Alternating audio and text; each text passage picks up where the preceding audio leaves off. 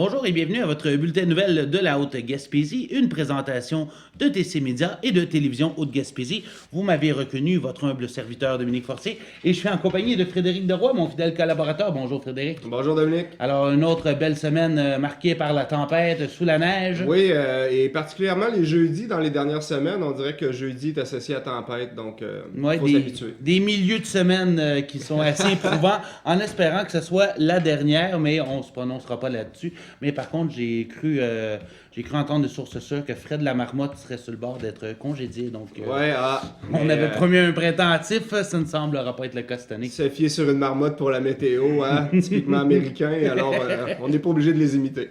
D'accord. Et on commence tout de suite avec un sujet dont tu brûles d'impatience de commenter. Le député de Gaspé, Gaétan Lelièvre, qui offre son appui formel à la députée de Vachon, Martine Ouellette, dans la course à la chefferie au Bloc québécois. Alors, pour paraphraser M. Lelièvre, il dit « Martine est engagée depuis toujours dans la défense des droits du Québec, dans la promotion de la souveraineté. Politicienne extrêmement déterminée, elle ne ménage aucun effort en s'impliquant totalement dans les causes qui lui sont chères. Comme futur chef du Bloc québécois, Martine saura défendre sans relâche les intérêts du Québec partout où ce sera requis. » Alors, cet appui-là vient à point pour Mme Ouellette. Et que penses-tu justement que Gaétan, un autre député du PQ, offre son appui à Martine Ouellette? Ben, j'en suis bien content parce qu'on sent un certain esprit d'équipe entre indépendantistes. C'est sûr qu'au PQ, Martine, dans les derniers temps, dérangeait peut-être par ses positions très tranchantes. Donc, le PQ ne doit pas pleurer non plus le fait que Mme Ouellette s'en va au Bloc. Supposément, elle va finir son mandat comme députée dans sa circonscription jusqu'aux élections. Après, elle devrait se concentrer comme seulement chef au Bloc. Cette transition-là fait jaser un peu par la double fonction d'être député au provincial et chef d'un parti fédéral, mais en même temps, de finir le mandat comme ça, c'est pas si long que ça. Je pense qu'elle a été chercher un bon compromis. Et bon, on s'en allait vers un couronnement, donc donner des appuis, c'est bien, c'est plus symbolique. On prépare nos alliances, alors tant mieux si la Gaspésie est du côté de Martine. Moi, je l'ai toujours été, donc ça me fait plaisir d'entendre. Mais c'est un petit sourire en coin en pensant au PQ qui, bon, dire se débarrasse de Mme Ouellette, ça serait un peu violent comme expression, mais Mme Ouellette qui les mettait parfois un peu dans l'eau chaude ou forçait des commentaires, elle n'avait pas la langue dans sa poche, donc ça dérangeait quelquefois. Donc le PQ doit être légèrement disons, soulagé de l'avoir allé s'occuper d'un autre parti. Mais au final, on s'entend que le Parti québécois est un allié naturel du Bloc québécois, donc ça peut pas être mauvais d'avoir un ancien membre qu'on supporte à la tête du Bloc québécois, s'ils deviennent une opposition forte, bien évidemment. Là. Oui, ça sera à voir. Dans le fond, on a eu la vague orange, la vague rouge, et assisteront à une vague bleue aux prochaines élections. C'est ce qu'on verra. On verra.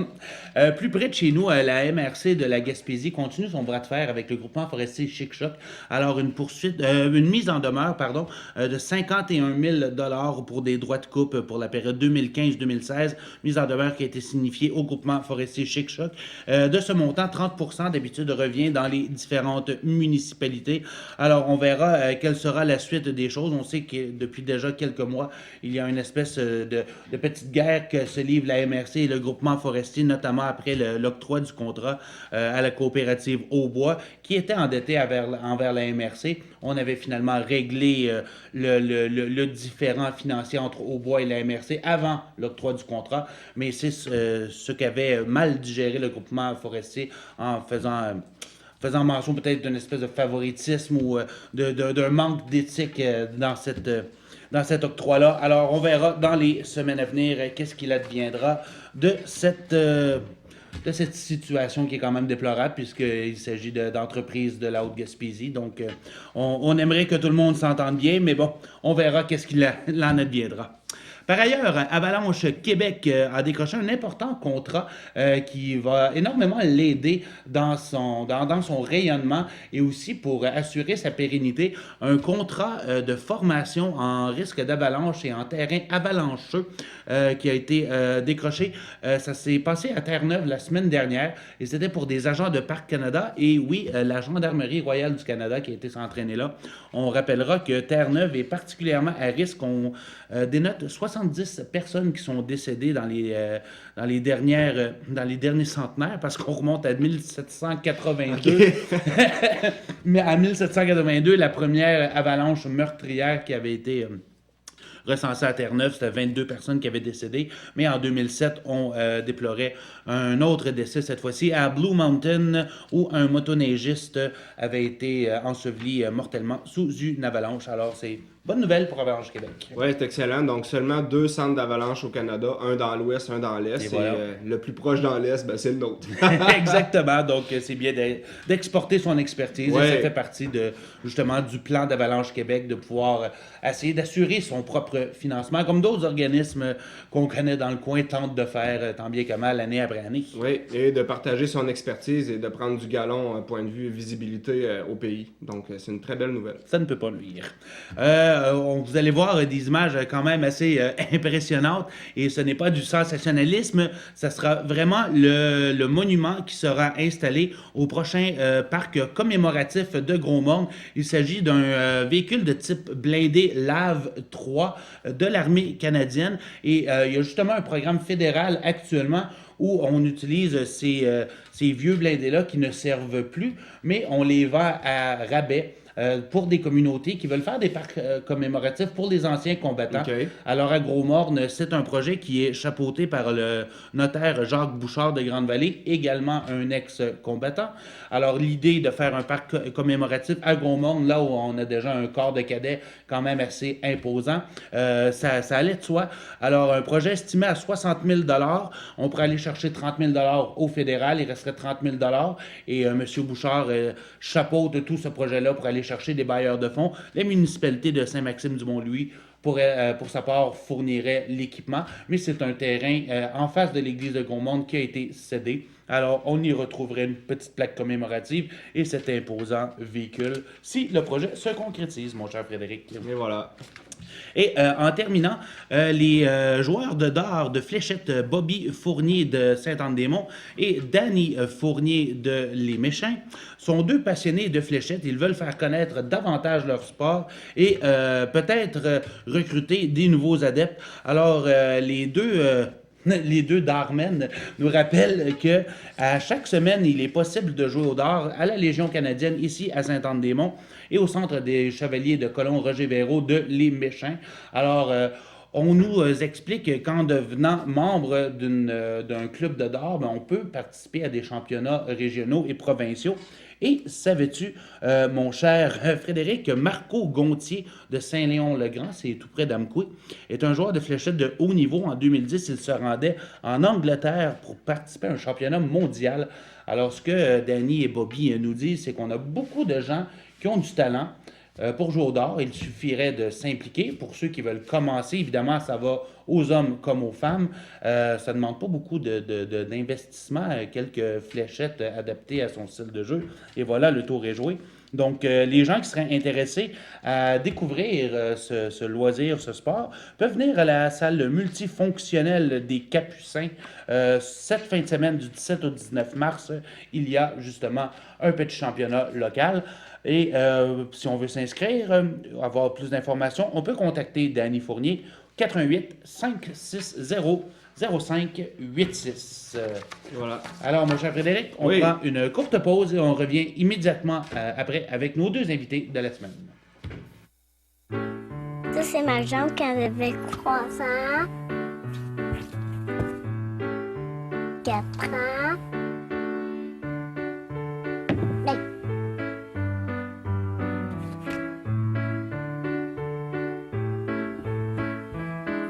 1, 2, 3, 4, 5. J'ai 5 ans et j'ai 5 jambes. C'est ma jambe de ski. Je m'appelle Zachary, je suis amputé à la jambe gauche. Ça, c'est ici, c'est fait pourquoi? Ça, c'est de la fibre de carbone. J'étais super content d'avoir ma nouvelle prothèse. En plus, avec un pied spécial. Ma nouvelle prothèse, elle tourne mieux, puis ça va beaucoup mieux. Là, je me dis, ouais, je suis capable. J'aime déjà jouer au hockey, puis j'aime jouer avec mes amis, fait que les deux ensemble, c'est super amusant. L'association des aptitudes, ça m'aide beaucoup.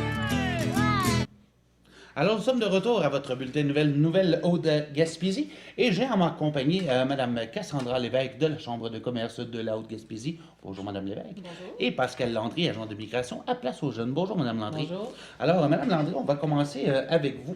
Récemment, il y a eu un 5 à 7 justement pour accueillir des nouveaux arrivants ici en Haute-Gaspésie, un séjour exploratoire, si on veut.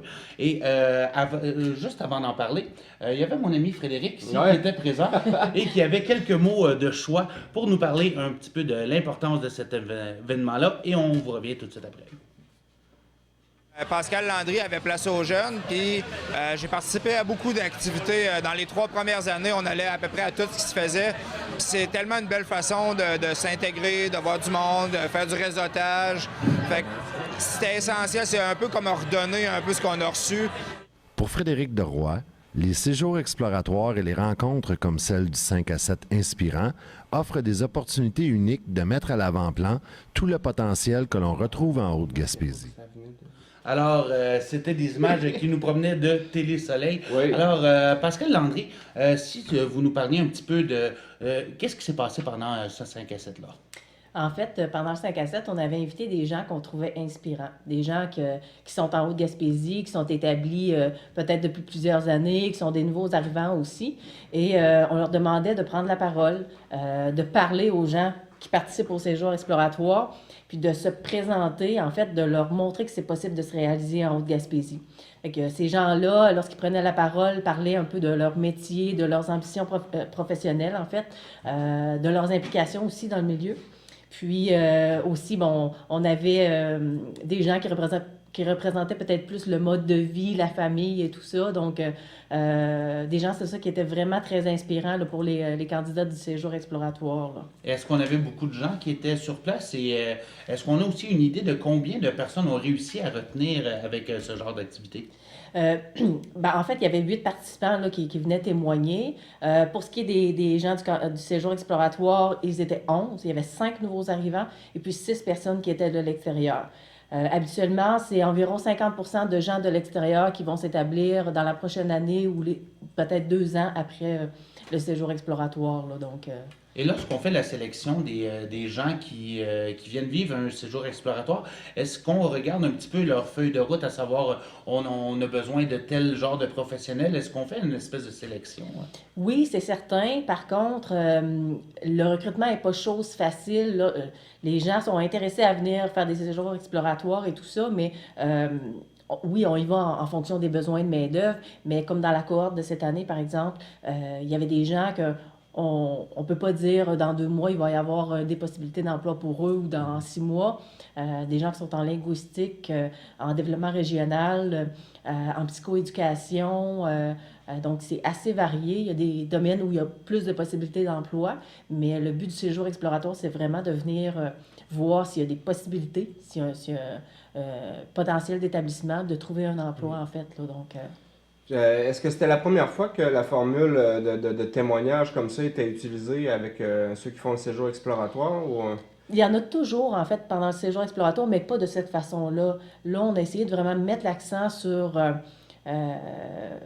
l'humain, en fait, sur l'aspect humain, là, comment c'est possible pour nous de se réaliser. Puis, en choisissant des gens comme ça, des exemples qui sont inspirants, bien, ça vient jouer vraiment beaucoup un rôle par rapport à la réflexion, si on veut, des personnes qui viennent faire le séjour exploratoire. Là. C'est vraiment une belle formule qui, à mon avis, on va reprendre pour les prochaines années, là, vraiment. Et Cassandra Lévesque, je crois qu'il y a beaucoup d'exemples de jeunes entrepreneurs qui ont réussi à faire leur niche ici en Haute-Gaspésie. Donc, ça doit être un bel exemple, justement, pour ces jeunes-là qui voudraient venir s'installer. Oui, c'est certain. Je crois qu'il y en avait peut-être dans le séjour que les participants ont rencontré au cours du séjour de Pascal. Puis au cours des dernières années, on en voit aussi... moi, je les vois pas tous à la Chambre de commerce, mais j'en vois quand même quelques-uns parce qu'on offre un avantage aux nouveaux arrivants qui démarrent une entreprise et qui adhèrent à la Chambre de commerce. Donc, j'en ai vu quand même passer quelques-uns au cours des dernières années. Alors, oui, c'est sûr que c'est inspirant, puis ça montre que c'est possible. Oui, exactement. C'était ma prochaine question. C'est quand même réalisable. On peut ici en Haute-Gaspésie, on a les outils nécessaires et le support nécessaire si on veut se partir en affaires. Là. Mais oui, absolument. Nous, on a la chance d'avoir encore notre CLD qui fait un travail remarquable avec moins de moyens, mais qui est toujours présent, qui aide au démarrage des entreprises. On a la SADC aussi qui est active, le Centre local d'emploi qui peut aider. Et puis, ben, nous, à la Chambre, on vient après. Mais dans la dernière année, on avait fait un petit recensement des nouvelles entreprises, nouveaux travailleurs autonomes. Puis en 2016, pour la Haute-Gaspésie, il y en a eu au moins 25 qui ont démarré. Alors, sur le peu de population qu'on a, c'est quand même énorme. Le ratio est très bon, oui. Oui, oui, vraiment. Et justement, Pascal Landry, on parlait des façons de retenir les gens dans la région. Et j'imagine qu'avec des activités comme le souper de la diversité gaspésienne qui revient à chaque année, qui est une initiative notamment de ta collègue Christine Normand, oui. Ça, c'est quelque chose qui tisse des liens et qui aide les gens justement à vivre des activités dans leur communauté. Là. Effectivement, le souper de la diversité culturelle, en fait, attire plus de 200 personnes. Donc, c'est vraiment l'occasion de discuter avec des gens de différentes nationalités, puis des nouveaux arrivants québécois aussi, là, donc, parce qu'il y en a beaucoup qui participent à cette activité-là.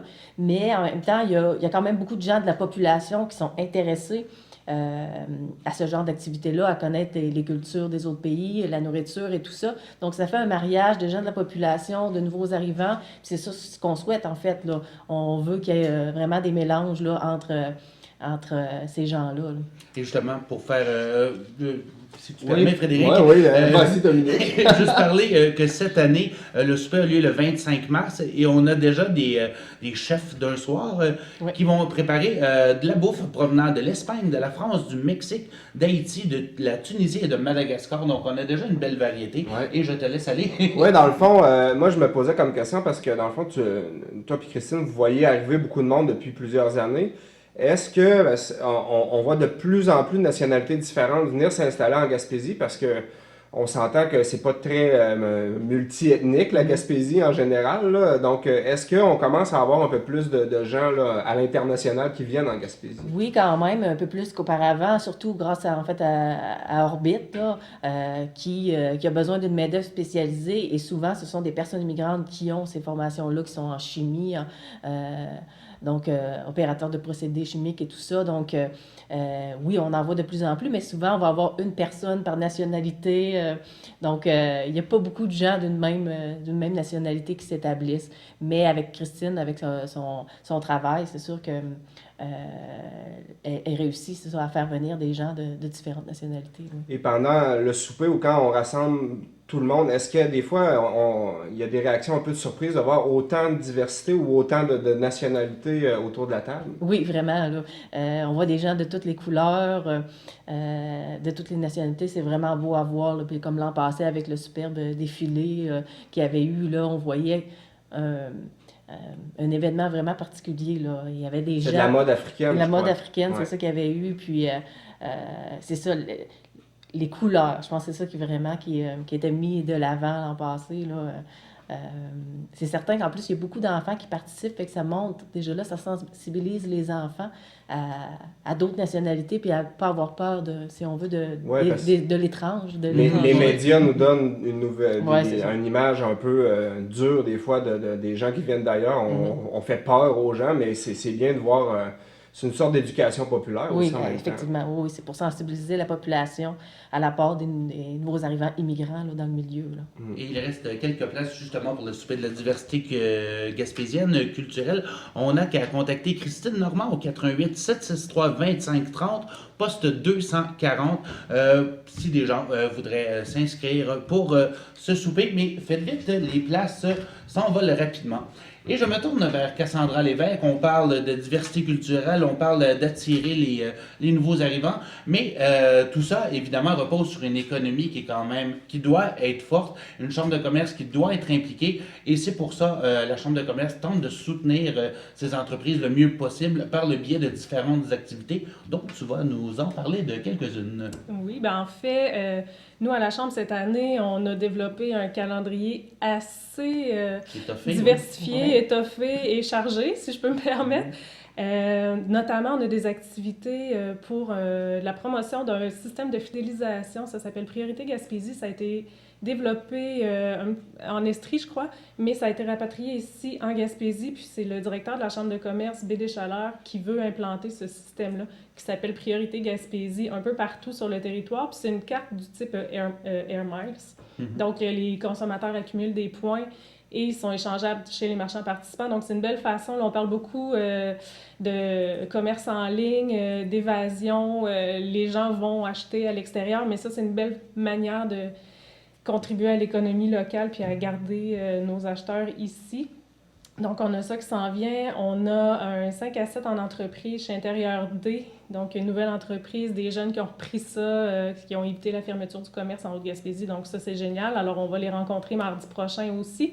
Puis, c'est des activités aussi où c'est possible de faire du réseautage. C'est un des rôles de la Chambre de commerce, c'est de faire en sorte que les entrepreneurs se rencontrent dans des lieux X et puissent tisser des liens entre eux. Puis, ben, veut pas... Quand tu crées des contacts, ben, tu décroches des contrats aussi, là. Donc, c'est important de profiter de ces occasions-là qui sont offertes. Pour essayer de limiter un petit peu, j'imagine, la compétition entre les entrepreneurs, parce que dans un petit milieu, on n'a pas le choix, en quelque part, de s'aider si on ne veut pas tous crever de faim, là. Mais oui, c'est sûr que de la compétition, il y en a, puis c'est sain, là. Quelqu'un qui a le monopole, c'est pas nécessairement bon pour la région non plus, ni pour lui, dans un certain sens. Alors, nous, qu'est-ce qu'on espère, c'est créer une synergie entre les entrepreneurs. C'est pour ça aussi qu'on organise les soirées Ça mardi d'en parler. C'est un beau jeu de mots parce que c'est le deuxième mardi du mois. Ça doit venir de Steve Ouimet, ça se peut-tu? Non, rien de moi. Puis c'est ça, c'est à chaque deuxième mardi du mois, on appelle aussi ça la bière entrepreneuriale. Puis le but de ces activités-là, c'est justement que les entrepreneurs s'assoient relax un mardi soir autour d'un verre, alcoolisé ou non, puis discutent. Il y a une thématique à chaque mois qui est proposée, mais c'est vraiment juste un prétexte pour débuter des discussions. Parce que des fois, quand les gens ne se connaissent pas, ça peut être un peu intimidant de commencer. Donc, on lance la thématique, les gens parlent là-dessus. Puis, le but, c'était... si monsieur de telle entreprise a une problématique au niveau du transport, par exemple, parce que c'était notre thématique de mardi dernier, puis que la personne en face de lui a déjà eu une problématique du genre ou vit la même problématique, mais peut-être qu'ils peuvent trouver une solution ensemble. Ouais. Donc, c'est vraiment ça le but des soirées, c'est de créer une synergie, créer du réseautage, faire un réseau de contacts à même la Haute-Gaspésie pour évoluer dans son entreprise puis la faire grandir. Et on a une belle participation de la part des entrepreneurs? C'est un peu timide. Ça va en s'améliorant quand même. On a eu des nouveaux participants mardi dernier, donc j'en suis fort heureuse. Le prochain, c'est au Château La Montagne, deuxième mardi du mois d'avril. Puis ensuite, en mai, on se déplace à Mont-Louis pour rencontrer nos entrepreneurs de l'Est aussi. Et est-ce qu'on a d'autres activités au programme ou d'autres projets dans lesquels la Chambre de commerce est impliquée dans les prochaines semaines, prochains mois? Notre AGA, le 29 mars, donc si vous voulez tout savoir sur notre année 2016, qui a quand même été une belle année, chargée aussi, positive. Alors, c'est le 29 mars à 19h à la Seigneurie des Monts. En avril, on a une formation pour ceux qui ont un lieu d'hébergement, donc une plateforme de réservation. On a une belle formation par rapport à ça. On a une soirée de quai aussi, donc on va inviter les entreprises à se former une équipe pour aller jouer au quai un vendredi soir avec son, musique, lumière, prix à gagner et tout. Donc, il y a ça qui va être intéressant aussi. Puis vraiment, là, je ne vais pas faire la nomenclature de toutes nos activités parce qu'on va être ici encore longtemps, mais vous pouvez voir sur notre site internet ccodegaspésie.com, on a un calendrier, puis on a une page Facebook aussi que vous pouvez aimer. Alors, tout se passe sur nos médias sociaux. Et voilà. Et on est dans les bonnes nouvelles. Deux bonnes nouvelles pour deux infrastructures de la Haute-Gaspésie. Les arénas de Cap-Chat et de Sainte-Anne-des-Monts qui ont toutes deux bénéficié de subventions. Du côté de Cap-Chat, on parle de 411 191 $. Et du côté de Sainte-Anne-des-Monts, pas moins de 928 830 $. C'est des sommes qui ont été octroyées par le gouvernement provincial, par le ministre de l'Éducation, du loisir et du sport, mais également le ministre régional par le fait même, Sébastien Proulx. C'est dans le but de remplacer les systèmes de réfrigération désuets qui fonctionnaient avec une technologie qui était rendue obsolète à Au ce bout, point-ci. au bout de sa vie utile. Oui, ce que m'expliquait Michel Gosselin, directeur des loisirs à Saint-Anne-des-Monts, c'est qu'on n'avait pas changé ce système de réfrigération-là depuis 1973, donc ça ne remonte pas hier et ce n'était pas un luxe. Et par le fait même, l'aréna J-Robert Lévesque de Saint-Anne-des-Monts, bien des gens me le demandaient, est-ce que ça va seulement être la patinoire? Eh bien non, on va installer des portes électriques à l'entrée de l'aréna, ça va être beaucoup plus convivial lorsqu'on rentre avec nos poches de hockey. Ouais. Et également, les salles de bain vont aussi subir une petite cure de rajeunissement, ce que, selon certaines personnes et selon plusieurs utilisateurs de l'aréna, ne sera pas un luxe non plus. Non, c'est les mêmes depuis très longtemps. Je me souviens être très jeune dans les tournois interhôpitaux. Ça dit peut-être rien aux plus jeunes, là, mais c'était exactement les mêmes salles de bain. D'accord.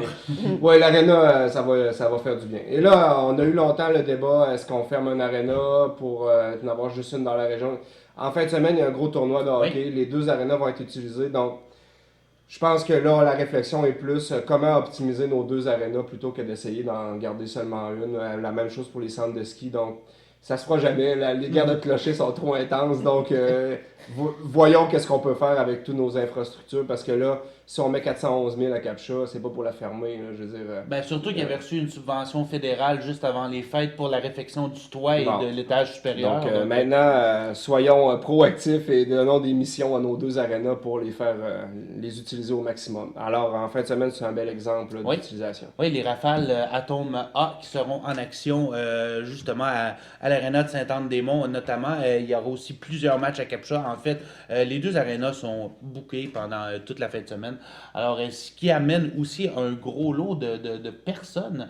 Alors, ce que Michel Gosselin des loisirs me disait, c'est qu'avec la quantité d'équipes, on parle d'environ 26 équipes, avec les mononcles, les matantes, papa, maman, puis la petite sœur qu'on peut pas faire garder. Alors, ça fait près de 1000 personnes qui vont débarquer ici. Alors, Cassandra Lévesque, je me tourne à nouveau vers toi. J'imagine que ce sont des excellentes nouvelles pour les restaurateurs, pour les hôteliers, mais encore faut-il que ceux-ci soient prêts à ce genre d'événement. C'est clair que c'est une excellente nouvelle. Nous, la semaine dernière, on a fait un envoi à tous les lieux. Les lieux d'hébergement étaient pas mal au courant parce qu'ils sont complets. Puis en basse saison, c'est vraiment une belle nouvelle. Là. Avec les motoneigistes, il y a quand même de l'action dans les lieux d'hébergement en hiver, mais ça fait qu'ils sont tous complets, je présume. Alors, on s'est fait un devoir d'écrire à tous les restaurateurs aussi pour qu'ils soient prêts. Au niveau du personnel, mais aussi au niveau de la quantité de nourriture qu'ils ont dans leur frigo, parce que s'ils sont pris au dépourvu, par la bande, c'est l'image de la Haute-Gaspésie qui écope. Donc, on ne voulait pas qu'ils subissent cette arrivée-là massive de gens, on voulait qu'ils en profitent pour se développer et puis passer un super week-end aussi. Là. Et justement, Pascal Landry, j'imagine que de tenir des événements d'envergure comme ça dans la région, ben ça donne une belle image justement pour des gens qui seraient intéressés à venir s'installer dans la région, voir qu'on est capable de recevoir des gros événements puis qu'il se passe quelque chose. Ça doit être quelque chose qu'on peut utiliser lorsqu'on tente de vendre la région. C'est certain parce que ça prouve qu'on est un milieu dynamique, c'est ça qui se passe des choses, qu'il y a toujours quelque chose à faire, puis que surtout si on a une petite famille, on veut déménager, bon, est-ce qu'il va y avoir des services pour mes enfants? Est-ce que je vais pouvoir les inscrire au hockey, au patinage? Donc, en voyant des activités comme ça, ben, ça prouve en fait que l'offre de loisirs est là. Qu'on peut avoir une vie active et diversifiée dans la région. Oui, effectivement, oui. Alors, merci infiniment d'avoir été avec nous. Je vous demanderai rapidement de nous redonner les informations. Comment vous rejoindre? Si on veut rejoindre la Chambre de commerce, les meilleures façons de le faire, c'est... 763-2200. Et sinon, sur notre site Internet, vous allez avoir une adresse pour nous rejoindre aussi. Le site, c'est www.ccautegaspésie.com. Cassandra Lévesque, merci infiniment d'avoir été avec nous. Pascal Landry, place aux jeunes. Oui, c'est le 763-7366. Puis, vous pouvez nous rejoindre aussi via la page du comité d'accueil des nouveaux arrivants, nous envoyer un petit message si vous avez des questions et tout ça pour les prochaines activités. Alors, merci infiniment, Pascal Landry, d'avoir été avec nous. Alors, mon cher Frédéric, c'est ce qui met fin à une autre excellente diffusion de notre ça n'a pas d'allure, le niveau de qualité. On atteint des sommets à chaque semaine. Merci infiniment à vous d'avoir été à l'écoute comme à l'habitude. On se retrouve la semaine prochaine. Merci et bonne semaine.